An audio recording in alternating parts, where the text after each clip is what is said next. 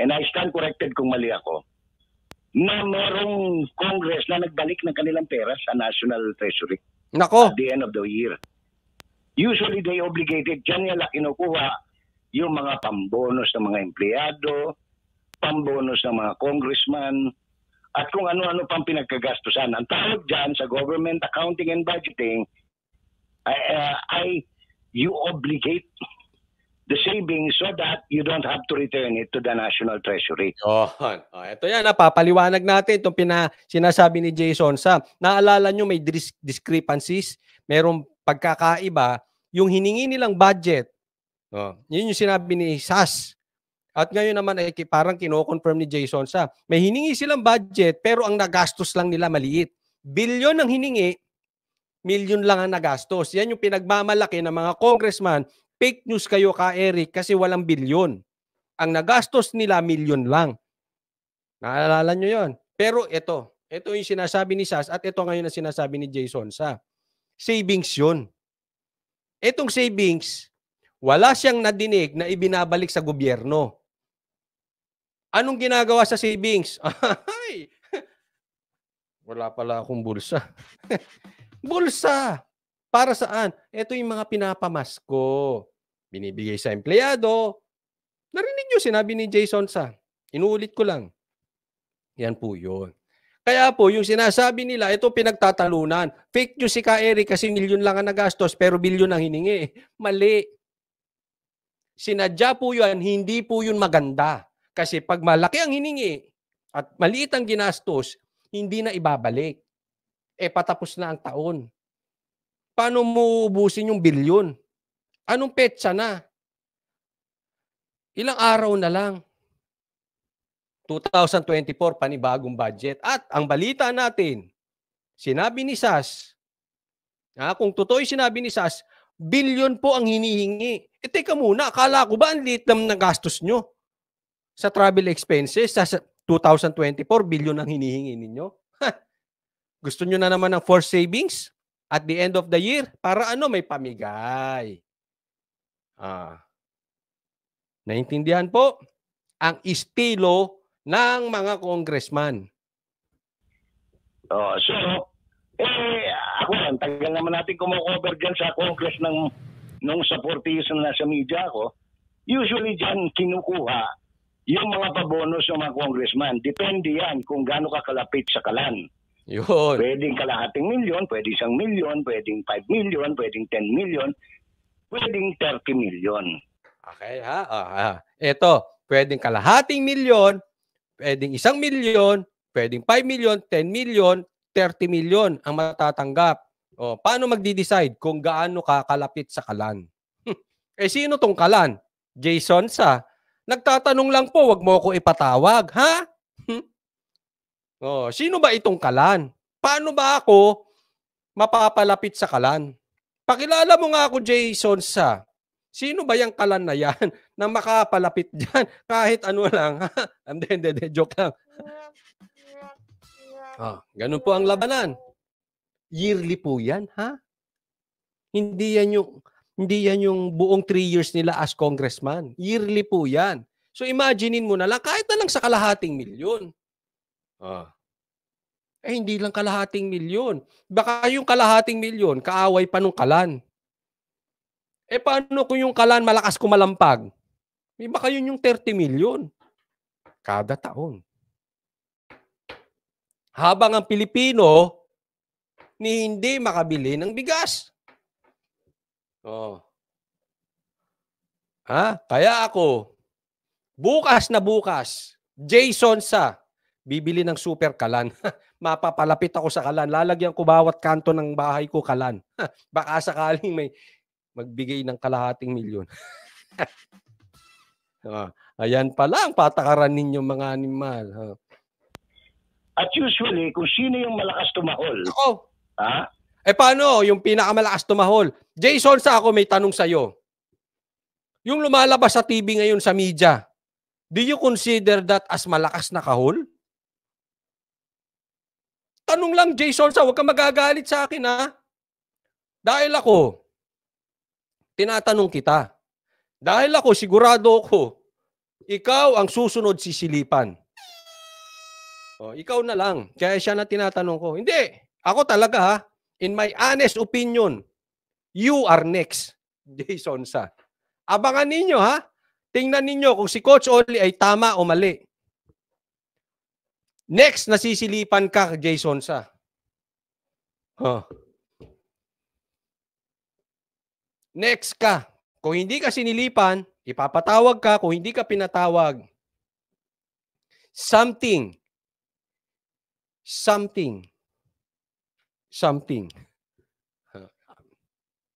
Tingnan ninyo, baka magdilang anghel ako. Bantayan nyo si Jason Sa.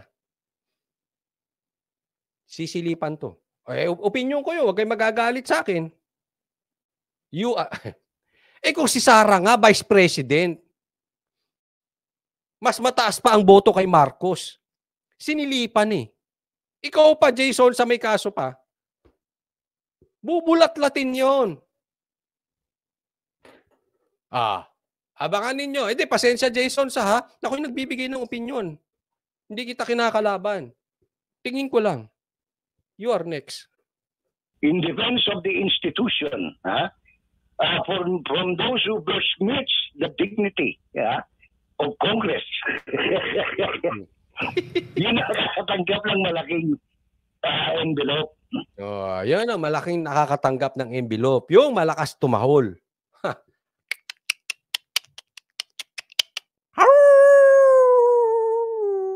Jason Sa, pwede na ba yun?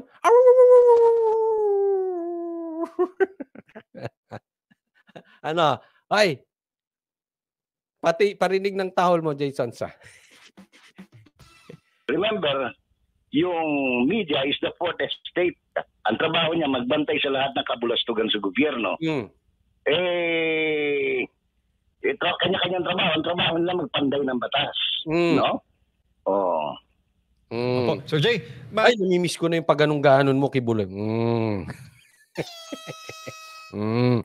Hindi, namimiss ko yung gikan sa masa. Meron nga nag-suggest, pag wala ng gikan sa masa, kay Banat Vice. Sana matuloy yun. Iba lang ako ng konti, sir. Nabasa ko to sa mga post mo recently. Alam naman po natin na sa SMNI ay may programa si former President Rodrigo Duterte. At ang nakaupo ngayon sa Davao City ay ang kanyang anak na si Mayor Baste. Ngayon, may nagtanong nung nakaraang araw na taga Davao din. Pero daw Banat Bayan. Yun na lang. Banat Bayan. Doon na lang, pag nawala yung gikan sa masa, PRRD, Banat Bayan. Ng Congresswoman. At na parang sa pakiwari ko sa iyong post, may epekto ito sa local politics sa Davao City. Ano bang pakiwari mo dito, sir? Ito. Makinig kayo. Local politics sa Davao. Hoy, sino mga epal dyan sa Davao? Alam natin. Pag sinabing Davao, anong sasabihin ninyo? Duterte, di ba? Davao, Duterte. Tamba, ano? Kalan. Pag-usapan muna natin tong Davao, ha? Yes. Kasi ganito yan, Ako unang-una, nagtataka lang dito kay Miss Margarita ata pangalan yan anak ng kaibigan ko yan, si Boy, si Boy Nograles. Nograles. Mix. Nograles, yung ba? Sabi ni Nuki, Banateros para sa masa. Ayos yan. Ang naalala ko, unang naalala ko, nung nagpapalakas pa sila ng kanilang party list, PBA, nagprograma pa yan sa SMNI Tama ba ako? Grabe, no? Nung nagpapalakas pa sila ng kanilang party list, may programa pa sila sa SMNI. Sino? Ito mga Nograles. Sige, tuloy, Jason Sa. Maraming salamat, Feli Valesa Snell sa Stars. Ayan, nasa Facebook siya. Feli Valesa Snell, maraming salamat po. Meron, sir. Kasama siya doon sa naging panandalian. Kasama namin siya sa programang Pinoy Legal Minds with Attorney Mark Tolentino. Yun nga, no? Pangalawa, nagturo pa siya in the same school which is a sister institution of SMNI sa Jose Maria College. Nagturo pa siya. ng sister school ng SMNI. Natuturo yan sa College of Law. Kung daw nagkakamali, tama ba ako? Tama. I've read, sir. Oo. That is why, nasyak ako nung malaman ko na isa siya sa nag-uutos sa National Telecommunication na suspendihin ang permit to operate ng SMNI. So, anong tawag nito? Traidor, hindi. Ngayon, ibig sabihin, napakinabangan niya ang SMNI, ngayon siya pang nagsusulong para soplakin ang SMNI. Ganun kasimple yun. Grabe ang mundo natin. Kaya, kung ang SMNI ay natatraidor noong mga ibang nakinabang, makinig ka po sa akin, BP Sara, with all humility. Ang loyalty sa mga taong ito ay wala sa ibabaw. Ang priority nila, ang nasa ibabaw, pangarap. Basta may pangarap, walang kaibigan, walang loyalty, tablahan. Kung sabagay ako, hindi ako nagtataka sa ganyang pag-uugali, no? Kasi kilala ko yung pamilyang yan eh. Magmula sa lolo, sa tatay, sa mga tiyuhin. Matindi pala yung pamilya nila. Matindi yung pamilya, kilala daw ni Jason. Sa tanong ko, ano ba yung pamilya nila? Parang sinasabi ni Jason sa rito, tanong lang naman. Tama ba ako naintindi, Jason sa? Parang sinasabi mo na lahat sila, hindi marunong tumingin sa walang loyalty sa kaibigan. Ganun ba, Jason sa? Hindi ko na expound, no?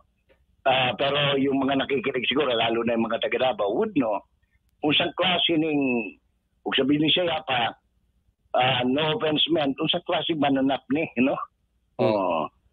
So, hindi ko alam, mga Bisaya ata yung sinabi, no? Sa Davao daw, kilala yung pag-uugali nila. Yeah, be that as it may, my inside information is talagang sabi ni Pinoy News Files, Rep. Mix Nograles, boss po niya si Sandro Marcos. Tulugin nila yung istasyon kasi unang-una nandyan si Duterte. Nandiyan si Mayor Digong nagpo-programa. I do not know kung anong consideration, no? Whether it is money, whether the consideration, kasi ang nagbulong sa akin, talagang yan si Congresswoman Kimbo at saka yan si Congresswoman Nograles ang naatasan na anong tawag ito, hanapan ng butas yung franchise ng SMNI. Ayun. Si Nograles at si Kimbo, sila ang ngayon leader na butasan. Ay, ano ba yan? Jason sa mambabatas o mambubutas? Hanapan para i-discredit ang SMNI. Kung totoo yung sinasabi mo, Jason sa, hindi mambabatas yun, mambubutas yun. Baka si kabutas. May mahirap yun. Naku, sila pala ang leader. So, kung susundan ko ang iyong sinasabi, Jason sa, marami tayong aabangan sa dalawang babae na ito. Itong dalawang kongresista na ito. Na talagang birahin ng SMNI. Nako. Sabi ni Nuki, sino source mo? Si Banat ba? Joke lang. SMNI. That is why in the last hearing, nagsimula na silang questionin yung ibang transfer of shares, no? But I'm sure that sila Rolex would know better what to do, no? Dating mga kasamahan, no? Dating mga miyembro ng ng franchise legal, anong tawag ito? Legislative Franchise Committee dyan sa mababang kapulungan, no? Ngayon, wala naman kasi ang ano dyan, yung iba nagbuwa 1+1, no? na kasi never nanalo ang mga Nograles sa Davao magmula sa kay Boy hanggang sa kung sino pang ano. The only redeeming factor nga na nakabalik sila sa politika is nung in-appoint, no? Except for being a congressman dahil anong tawag nito, pero tandaan mo yung first district diyan sa Matina area, pag naglagay ng kandidatong malakas dyan ang grupo nila Duterte, hindi kahit kailan, kaya nilagay na lang nila, tagtayo na lang sila ng district. Yeah. Okay, sa madaling salita, doon sa distrito nito sila Nograles, sa aking pagkakaunawa, pag naglagay ng malakas dyan, ang Duterte, hindi siya naman nanalo. Kaya sila makabalik dahil sa party list. So in short, dapat ay parang dapat nagpapasalamat sa Duterte. Pero baligtad ang nangyayari. O tuloy. Dahil wala nang paglalagyan Dahil takot sila na pag tumakbo sila uli, wala na talaga mananalong Nograles, no? Yan. Sa Davao daw yan. Kung may tumakbo ulit, wala nang mananalong Nograles. Maraming salamat, Biana Faye Varga sa Stars. Tindi. Baka kaya gusto talagang ipitin ng Duterte. Dahil siyempre, matinding kalaban. Pag nakakalaban mo Duterte, ano na? Prateris. Laking tuwa nga nung malaman ko na para wala ng gulo, wala ng political animosity, in-accommodate ni Mayor Digong si Carlo doon sa cabinet secretary, pagkatapos in-appoint sa civil service. Isipin mo, in-accommodate pa ni PRR dito mga ito, yung mag-anak, para wala ng di ba? Alam mo na, para wala ng pagtatalo pa. Yun po ang Diyan mo makikita ang pagiging totoong tao, ang strong character ng isang tao, na personality of a person, pagdating dyan sa mga yung loyalty. Hindi naman po sinasabi na oo ka lang ng oo sa isang tao, kahit mali or illegal na. Pero, sa kaso dito, wala naman. Bakit iipitin ng SMNI dahil sa Duterte? Obviously, yan po ang pinupunto ni Jason sa. Kumbaga, murag di naman uso siguro kapingali karon ng utang kabubuton sa mga bagong tubo, Admar, no? Ambot lang ka, sir. Kabaw ba sila? Kasi kung tutusin mo, anong tawag nito? At least ako, I was shocked, no? To find out that Migs was in the front and center of this demolition campaign, no? Ako, I would call it a demolition campaign. Grabe. Well, anyway, ganyan na yan. Wala na tayong magagawa dyan, Jason. Magpapasko, pero ganyan ang pag-uugali nila.